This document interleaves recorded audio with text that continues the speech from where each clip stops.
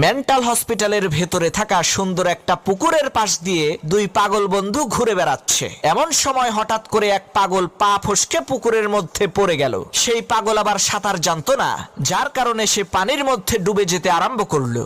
নিজের বন্ধুকে ডুবে যেতে দেখে দ্বিতীয় পাগল সাথে সাথে পানির মধ্যে ঝাঁপ দিয়ে অনেক কষ্ট করে ডুবে যাওয়া পাগল বন্ধুকে উদ্ধার করলো। এই খবর যখন মেন্টাল হসপিটালের কর্তৃপক্ষের কাছে পৌঁছালো, তখন তারা আশ্চর্য হয়ে বলতে লাগলো, আরে এই পাগল তো একেবারে সুস্থ হয়ে গেছে। তাকে চিরতরে পাগলাগারদ থেকে মুক্ত করে দেওয়ার জন্য কর্তৃপক্ষের লোকজন তাকে ডেকে এনে বলতে লাগলো, ভাই তোমার জন্য একটা সুসংবাদ আছে আর একটা দুঃসংবাদ আছে। সুসংবাদটা হচ্ছে এই, তোমাকে আজকে চিরতরে পাগলাগারদ থেকে মুক্ত করে দেয়া হবে, কারণ তুমি তোমার বন্ধুর জান বাঁচানোর জন্য যা করছো এ থেকে প্রমাণ হয় তুমি একেবারে সুস্থ স্বাভাবিক, তোমার মাথায় কোনো সমস্যা নাই। আর দুঃসংবাদটা হলো এই, তোমার বন্ধুকে তুমি